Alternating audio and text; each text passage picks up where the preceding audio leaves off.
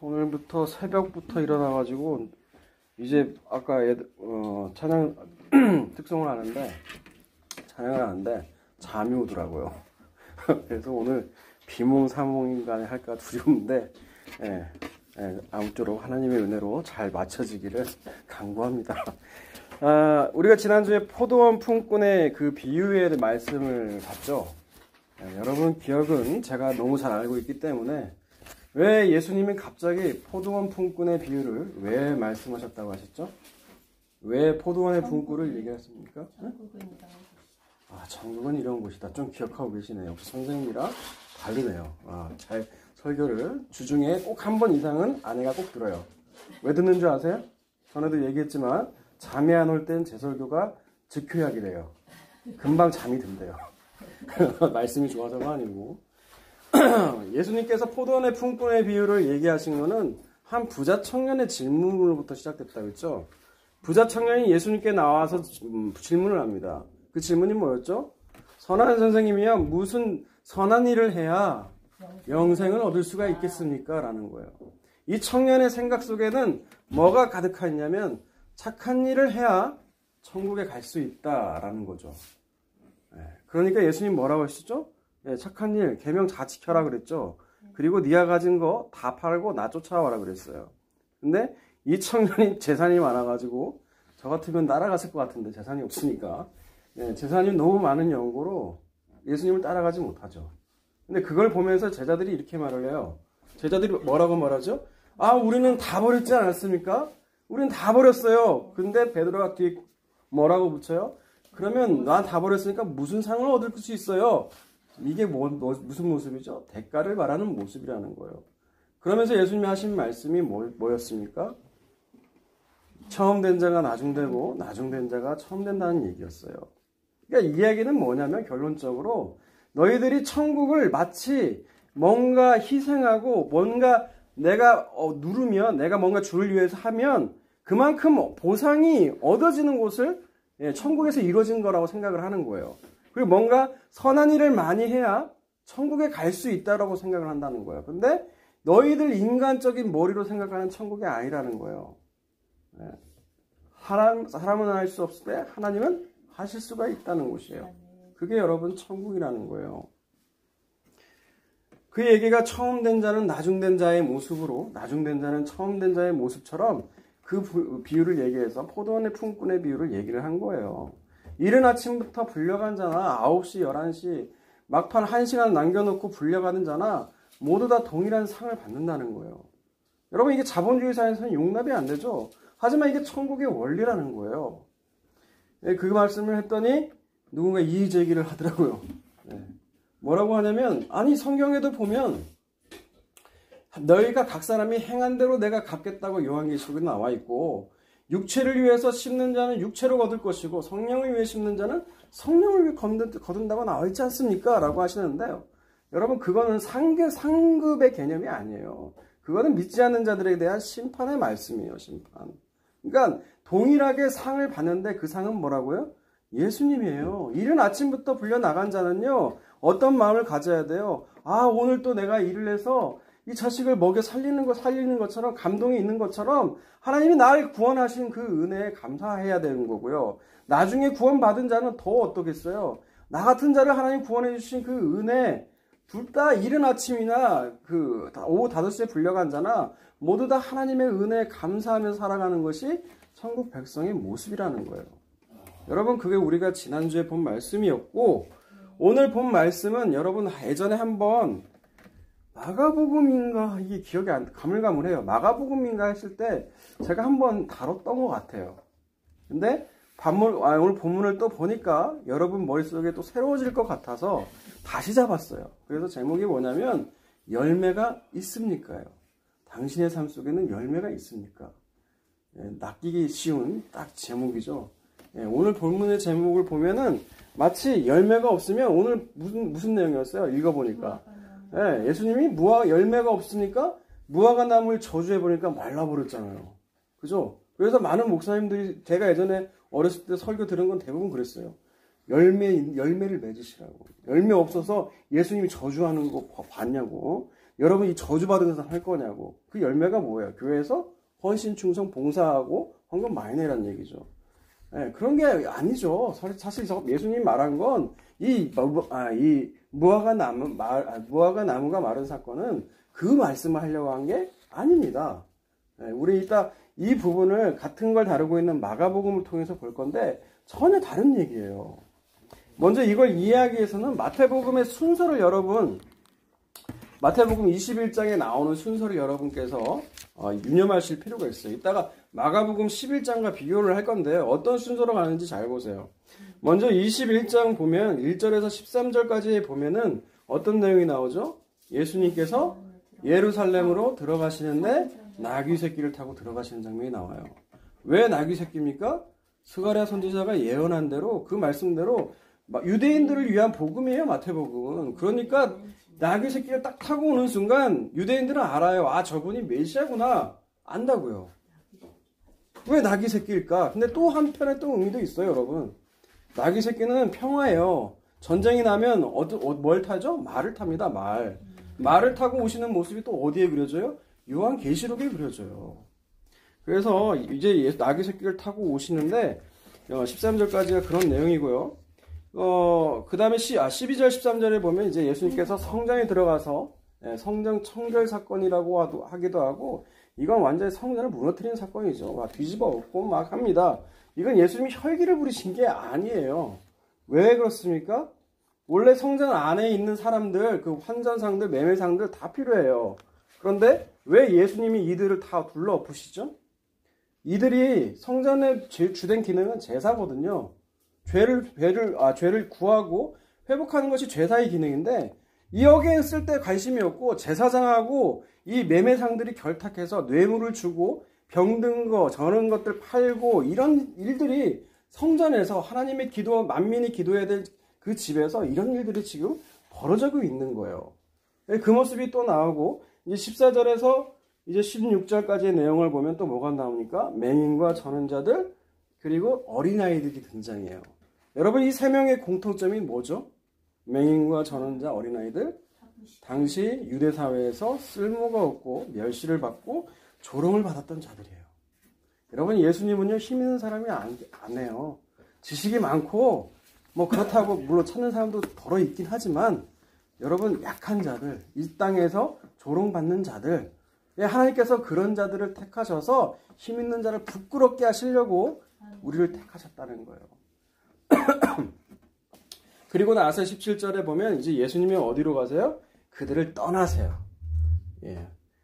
누굴 떠난 거냐면 성전을 떠난다는 얘기도 되지만, 예수님을 반기지 않는 대제사장과 서기관들의 무리로부터 떠나시는 거예요.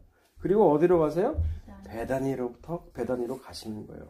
그리고 이제 18절에 무화과 나무를 보고 저주하시고 나서 저주하시는 사건이 나오고, 유명한 구절이죠. 21절, 22절. 여러분 아시죠? 이게 무슨 말씀이죠? 무화과 나무 저주 이런 사건을 보고 제자들이 놀라니까 믿고 네가 의심만 안 하면 뭐 한다고요? 다 된다는 거예요. 이 산도로 저 바다에 빠지라면 빠진다는 거예요. 그리고 또 뭐예요? 심지어 너희가 기도하면 무엇이든지 믿고 구하라는 거예요. 그러면 다 받는다는 거예요. 자, 여러분 요 21절과 22절 읽었죠? 그죠? 그러면 여러분 믿고 구하면 다 되는 거죠. 그죠? 믿고 구하면 다 되는 거잖아요. 그죠? 그러면 여러분 여기 있는 요 화분 있죠? 요 화분의 뿌리가 뽑혀가지고 공중에 떠 있도록 여러분 기도해 보세요. 믿고 의심하지만 않으면 다 된다면서요. 아니, 응? 내가 그것이 의심이 안 되고 그대로 이루어진다면 믿고 의심할 그게 그래 내가 의심이 되니까 뭐 그기도 내가 믿고 의심하지만 않으면 된다면서요. 그러니까 의심만 안 하면 되니까 네. 그 의심이 되니까 그런 기도는 안 된다고. 말하면은 내가 이제 믿어져가지고 확신이 들었을 때 그때 그 기도를 응답해 줬지. 이걸 그것이 내가 마음에서 딱히 의심이 안 되는데 의심이 되는데. 네, 제가 딱히 기대를 안 하고 한 질문이었는데 너무 열렬하게 질문해 주셔서 제가 원한 답변은 아니었어요. 그런데 오늘 말씀은 전혀 그런 얘기가 아니라는 걸 얘기하려고 말씀을 드린 거죠. 오늘 말씀을 이해하기 위해서는 두 가지 포인트를 잡으셔야 됩니다. 그게 뭐냐면, 왜 예수님은 때가 이른 열매를 무화과 나무가 사실 이른 여름이라고 해야 되나? 좀 이른 여름하고 늦가을하고 이렇게 두 번 열린대요. 근데 여름에 열릴 때도 있고 안 열릴 때도 있어요. 근데 마가복음은 이따 볼 거지만 아직 열매가 때가 아닌 걸 예수님도 아셨다는 거예요. 그런데 예수님은 왜 무화과 나무를 처음 들은 것 같죠? 또 왜 저주하셨냐는 거예요. 그죠? 두 번째 질문은 뭐냐? 그러면 정말 무엇이든 이 산더러 믿고 구하면 이 산이 바다에도 빠지고 이것보다 더 크게 우리가 무엇이든지 믿고 구하면 다 된다고 했는데 과연 이 말씀이 도대체 무슨 말씀이냐는 거예요. 이 두 가지 포인트를 놓고 여러분 오늘 말씀을 볼 건데 여러분 아까 마태복음 9절을 잠깐 봤죠? 예, 여기 오늘 말씀을 이해하기 위해서는 마가복음을 필수적으로 봐야 돼요. 예, 마가복음은 누구를 위해서 지었다고 했죠? 마가복음은 우리 같은 이방인을 위해서 지었어요. 그래서 마가복음을 보면 확실히 이게 무슨 의미인지가 여러분 와닿아요. 11장을 보세요. 11장 마가복음 11장을 보시면 12절부터 보죠. 11장을 보시면 전체적으로 봐도 똑같아요. 비슷해요. 마태복음하고 예수님이 나귀 새끼를 타고 가시는 장면부터 시작돼서 환호성을 지르고 자는 장면부터 시작이 돼서 이제 베다니로 나가시고 이제 12절부터 똑같은 얘기가 나오죠. 예수님이 12절에서 14절을 보시면 어떤 얘기가 나와요? 예수님이 무화과 나무를 보시고 이제 그 열매가 없는 걸 보고 저주하시는 내 열매를 전혀 맺지 못할 거다 라고 하신 장면이 나오고 그 다음에 이 가운데 뭐가 나옵니까? 15절에서 19절까지 성전 청결 사건이 나와요. 그리고 20절에서 25절까지는 다시 무화과 나무 사건으로 지금 돌아가고 있어요. 여러분 마가가 이렇게 일부러 구성을 할 때는 이유가 있는 거거든요. 마태는 어떻게 했어요? 성전 청결 사건이 앞에 나오고 그 뒤에 무화과 나무를 저주한 사건이 나왔단 말이에요. 그죠? 그런데 마가복음은 달라요. 마가복음은 어떻게 나왔어요? 무화과 나무를 보고 저주한 거하고 그대로 이루어진 것이 나중에 나오고 그 가운데에 뭐가 나오죠? 성전 청결 사건을 끼워 놉니다. 그럼 이게 과연 무슨 의미일까요? 연관이 있다. 똑똑하신 할머니 대답하시죠. 이게 과연 무슨 뜻일까요? 성전 청결 사건과 연결이 있다. 네, 맞습니다. 이제 좀 기억나시나요? 예전에 말씀드렸어요. 이 잎이 잎만 무성한 아직 열매 맺지 않는 그 무화과 나무의 모습이 마치 성전을 마치 매매하는 기도하는 집인데 그 성전을 갖다가 이상한 곳으로 만들어 버리는 그 당시의 유대인들의 모습과도 같다는 거예요. 그러니까 종교적인 열심은 있어요. 형식은 있는데 안에는 뭐가 없어요? 진심이 없다는 거예요. 진심이. 그 없는 모습이 마치 열매 없는 무화과와 같다는 것을 지금 예수님께서 말씀하고 계신다는 거예요. 그래서 그 성전은 이제 무너져야 된다는 거예요. 여러분 교회만 왔다 갔다 하는 신앙이 아니라 정말 내 안에 계신 예수 그리스도 그분이 성전이 되셔야 된다는 거예요. 여러분 건물인 교회는요 그냥 건물이에요. 정말 성전은 누구세요? 예수님이세요. 예수님을 믿는 우리가 뭐예요? 또 성전이라고요. 여러분 몇 번을 얘기하지 않습니까? 그런데 오늘 그 무화과 나무를 들어서 얘기했는데 성경에는 그 배경이 있어요. 왜 무화과인가라는 거죠. 여러분 호세아를 보세요. 호세아.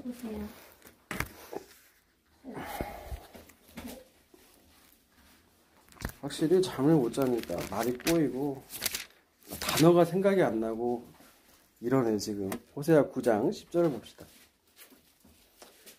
9장? 네, 호세아 9장 10절을 봅니다. 10절. 여기도 무화과가 나오거든요. 네, 10절을 보면 옛적에 내가 이스라엘을 만나기를 광야에서 포도를 만난 같이 하였으며 너희 조상들을 보기를 무화과 나무에서 처음 맺힌 첫 열매를 본같이 하였거늘 그들이 바알볼에 가서 부끄러운 우상에게 몸을 들임으로 저희가 사랑하는 우상같이 가증하여 줬도다. 아멘. 하나님이 말씀하시는 거예요. 내가 이제 이스라엘을 만나기를 어떤다고요? 광야에서 포도를 만난 거지. 여러분 광야는 갈증이 있는 곳이잖아요. 포도를 보면 얼마나 반갑겠어요. 그죠? 그리고 또 뭐라고 해요? 무화과 나무에 처음 맺힌 첫 열매를 본같이 내가 그렇게 반갑게 맞이해야 됐거든. 그 이스라엘이 행한 건 뭐라고요?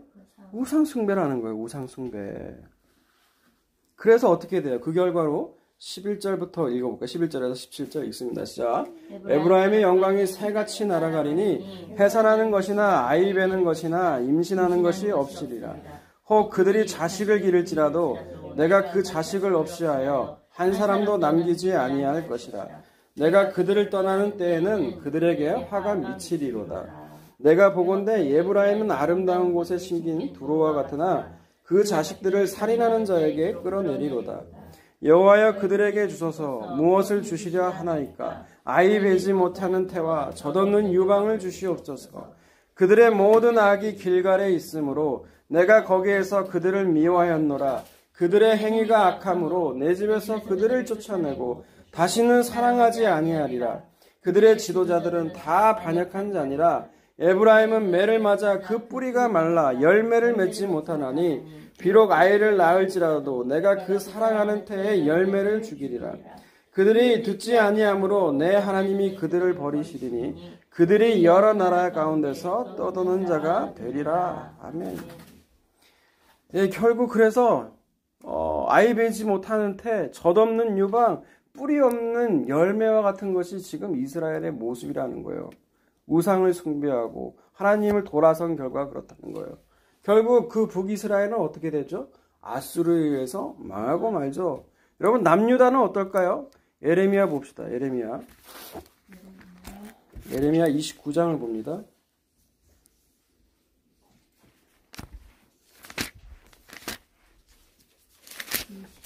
예레미야 29장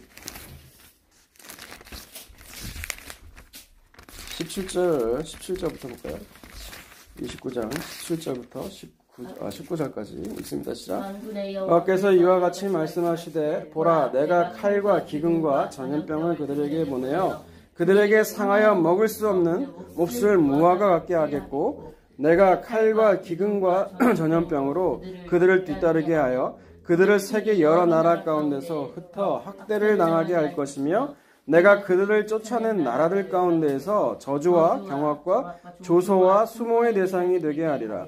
여호와의 말씀이니라. 너희들이 내 말을 듣지 않았기 때문이니라. 내가 내 종 선지자들을 너희에게 꾸준히 보냈으나 너희는 그들의 말을 듣지 않았느니라. 여호와의 말씀이니라. 아멘. 네, 17절과 18절을 보면 칼과 기근과 전염병을 보내서 이스라엘을 어떻게 한다고요? 남유다를 못 먹는 무화과 나무 같게 하겠다는 거예요. 저주와 경악과 조소와 수모의 대상이 되겠다는 거예요. 여러분 그게 왜 그렇다고요? 19절에 너희가 내 말을 듣지 않았다는 거예요.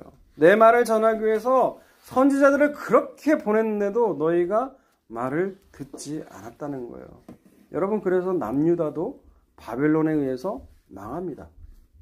예, 남유다도 북이스라엘도 똑같이 망해요. 그리고 나중에 이제 바벨론 포로 생활에서 돌아와서 성전을 짓는데 그게 수룹바벨 성전이에요. 근데 지금 예수님이 그 성전을 나중에 그 본문이 거기 더 나오거든요. 그게 뭔 얘기냐면 성전 청결 사건 있죠. 성전 청결 사건을 보면 이 요한복음에서는 하나 더 나와요. 예수님의 한마디가 더 나와요. 그게 뭐냐면 성전 매매상을 다 얻고 나서 뭐라고 말씀하시냐면 이 성전을 헐라 내가 사흘 만에 내가 세우리라는 말씀을 하세요. 네. 근데 이 성전, 예수님 말한 성전 말고 그 예수님이 그 뒤엎었던 성전이 어떤 성전이에요? 그 수룹바벨 성전에서 헤롯이 더 중개축한 성전이거든요. 그러니까 수룹바벨 성전에서 돌아왔을 때 이들이 회개하고 하는 척 했지만 시간이 가니까 다시 옛날로 돌아가더라는 거예요. 그냥 형식적으로 제사를 드리고 그냥 마치 잎만 무성한 무화과 나무처럼 삶의 열매가 없는 아무것도 없는 그런 모습이다라는 거예요.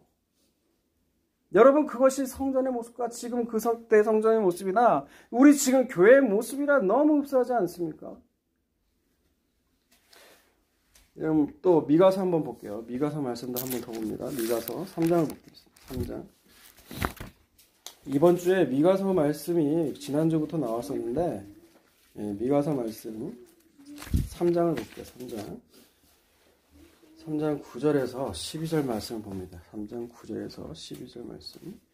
야곱 족속의 우두머리들과 이스라엘 족속의 통치자들 곧 정의를 미워하고 정직한 것을 곱게 하는 자들아 원하노니 이 말을 들을지어다. 시온을 피로 예루살렘을 죄악으로 건축하는도다. 그들의 우두머리들은 뇌물을 위하여 재판하며 그들의 제사장은 삭슬 위하여 교훈하며 그들의 선지자는 돈을 위하여 점을 치면서도 여호와를 의뢰하여 이르기를 여호와께서 우리 중에 계시지 아니하냐 재앙이 우리에게 임하지 아니하리라 하는도다. 이러므로 너희로 말미암아 시온은 가라앉은 밭이 되고 예루살렘은 무더기가 되고 성전에 사는 수풀에 높은 것이 되리라. 여러분, 이 이스라엘은 하나님의 말씀으로 세워지고 다른 나라하고 좀 달라요. 힘으로 다스려지는 나라가 아니라 하나님 말씀을 정말 그 삶의 그 기준으로 삼고 법으로 삼는 나라가 이스라엘이에요. 그런데 그 이스라엘의 모습이 똑같죠? 다른 나라랑 똑같습니다. 어떤 모습이에요? 통치자들이 정의로 다스려야 되는데 뇌물을 받아요. 뇌물 받은 사람 편을 들어요. 정의가 없어졌어요. 공의가 사라졌어요. 또 그러면 재판이라도 사법권이라도 정말 이걸 매 같은 눈으로 감독을 해야 되는데 어떻게 해요? 재판관도 똑같은 짓을 해요.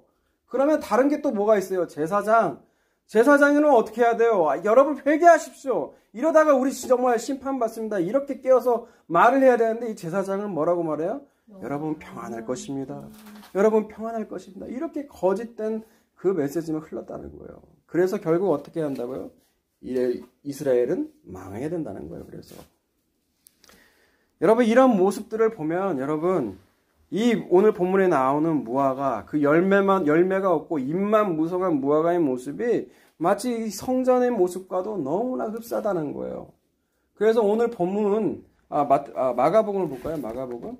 어차피 마가복음에서 똑같은 말씀이긴 하지만 여러분 마가복음에 나와 있는 것을 보는 게 더 나을 것 같아요. 마가복음 11장. 괜히 여기다 보겠네. 마가복음 11장. 몇 절을 보시냐면 네. 그래서 23절을 보세요. 23절. 그래서 내가 진실로 너에게 이르노니 누구든지 이 산더러 들려 바다에 던져지라 하며 그 말하는 것이 이루어질 줄 믿고 마음에 의심하지 아니하면 그대로 되리라. 여러분 이 말씀이 그래서 어떤 말씀이에요? 이 말씀이 어떤 말씀이에요? 산이 진짜로 바다에 던져진다는 얘기예요? 여러분 산하면 유대인들은 알아요. 먼 산. 유명한 산이 2개밖에 없어요. 시내산, 계명을 받은 시내산, 예루살렘 성전이 있는 시온산 2개밖에 없어요. 그러면 이들은 산을 하면 또 뭐가 떠올려요? 지금 시온산이에요. 시온산. 그 산이 바다에 던져진다는 것은 성경에서 바다는 심판이거든요. 없어진다는 거예요. 무너진다는 거예요. 예루살렘 그 성전 내가 바다에 던져버릴 거야. 내가 성전 다 허물어 버릴 거야. 이 껍데기 불과한 이 성전 허물고 내 몸으로 성전을 세울 거야. 그게 지금 예수님이 하시는 말씀이라고요. 여러분 혹했죠? 마음에 의심하지 않으면 야 이런 일도 안 돼. 그런 말씀이 전혀 아니라고요. 여러분 그러다가 정명석 같은 이단도요. 요즘 넷플릭스에서 나는 신이다가 방송되고 있는데 여러분 그런 인간 돼요. 그런 인간. 범죄자가 된다고요. 묻고 구하는 것을 마음에 의심하지 않으면 그대로 된다는 것은 뭐예요? 여러분의 욕망이 아니라는 거예요. 예수님의 그 믿음, 성전이 무너지고 내 몸을 성전으로 삼고 나를 믿는 자들마다 다 성전이 될 것이다. 여러분 그게 예수님 믿음이잖아요. 그대로 된다는 거예요. 그래서 24절입니다. 24절. 그러므로 내가 너에게 말하노니 무엇이든지 기도하고 구하는 것은 받은 줄로 믿으라. 그리하면 너희에게 그대로 되리라. 여러분 이 말씀 너무 좋아하는 말씀이잖아요. 여러분 말씀 한두 구절을 그냥 딱 여기 관계없이 딱 뽑아가지고 들으면 너무 좋죠. 근데 그 말씀 그렇게 했다가는 이상한 대로 흘러가기 쉬워요. 여러분 여기서 무엇이든지 기도하면 다 된다는 것이 뭐예요? 마태복음이 24절로 끝나요. 이걸로 끝나요. 그래서 어떤 걸 기도를 해달라는 거지? 그걸 모른다고요. 근데 마가복음에는 있어요. 25절 끝에 보세요. 25절. 그게 무엇이냐? 25절 읽습니다. 시작. 서서 기도할 때에 아무에게나 혐의가 있거든 용서하라. 그리하여 하늘에 계신 너희 아버지께서도 너희 허물을 사하여 주시라 하니라. 아멘. 이 부분을 현대인의 성경은 이렇게 번역했더라고요. 너희가 서서 기도할 때 어떤 사람과 서로 마음 상한 일이 있거든 용서해 주어라. 그러하면 하늘에 계신 너희 아버지께서도 너희 잘못을 용서해 주실 것이다. 여러분 이거 자칫 잘못하면 네가 다른 사람을 용서하지 않으면 난 네 죄 용서 안 해. 마치 이렇게 메시지가 들릴 수도 있어요. 근데 여러분 지금 그거하고 약간 포인트가 다른데 여기서 그것까지 얘기하기가 시간상의 제약이 있기 때문에 지금은 그냥 넘어갈게요. 여러분 그런 건 좀 달라요. 뉘앙스가. 예. 하나님은 우리 죄를 용서해 주신 것은 하나님의 언약, 약속, 하나님의 긍휼과 사랑으로 우리를 용서해 주신 것이지 이것이 마치 조건이 되어서 내가 다른 사람을 용서해 주어야만 네 죄가 용서받는다는 아니에요. 여러분. 그 말씀은 전혀 아니라고요. 예. 우리가 정말 하나님으로부터 다 말해버렸네. 하나님으로부터 너희가 용서함을 받은 그 은혜가 있다면 마땅한 결과가 뭐예요? 나오는 열매가 다른 사람을 용서해주는 열매로 나올 수밖에 없어요. 이건 내가 노력해서 나오는 게 아니에요. 여러분 그래서 기독교는 은혜예요. 은혜. 내가 한 것이 아무도 없어요. 한 것이. 내가 한 거라고 죄밖에 지은 게 없어요. 근데 나오는 것은 하나님의 은혜예요. 정말. 여러분 우리 안에 선한 일이 없다는 것이요. 정말 그 고백이 성령이 오시면 알아요, 여러분. 그리고 날마다 삶 가운데 지적해줘요. 얼마나 여러분 그 과정이 좀 고통스러운 줄 알아요? 내 안에 정말 선한 것이 없다는 걸 그 고백하기가. 네, 다시 본문으로 돌아오면 그래서 무엇이든지라는 것은 바로 죄 용서함에 관한 거예요, 여러분. 죄 용서함에 관한 거. 그러면 하나님이 들어주신다는 거예요, 무엇이든지. 여러분 이런 기도를 하셔야 된다는 거예요. 여러분 예전에 2주 전에 한 설교인데 기억나세요? 형제가 범하거든 그 본문 기억나시죠? 그 본문 뒤에도 뭐가 나왔어요? 두 사람 이상이 합심해서 기도하면 무엇이든지 들어준다는 게 그게 뭐라고요? 그것도 죄 용서함이라고요. 죄 용서함. 한 사람이 혹은 안 들으면은 두세 명 증인을 데리고 안 되면 교회에다가 말하고 그렇게 해서 형제 내쫓으라는 거예요? 아니에요. 그 말씀이 전혀 아니잖아요. 그 말씀은 뭐라고요? 그 형제를 얻는 거예요. 그 형제가 차라리 거기 가서 회개하고 돌아올 수도 있는 거거든요. 근데 그 본문 다음에 뭘 배치해놔요?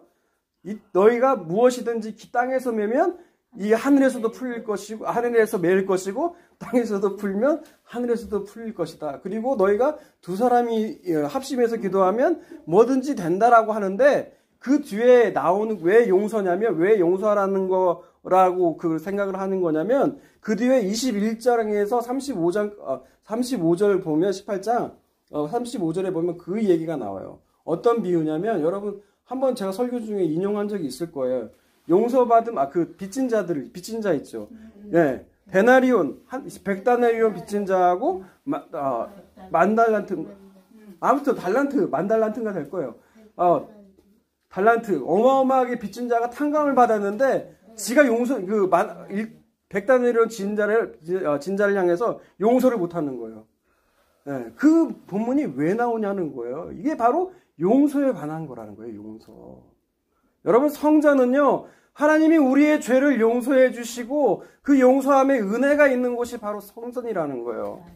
여러분 그 은혜가 여러분에게 있으시기를 주님의 이름으로 축원합니다.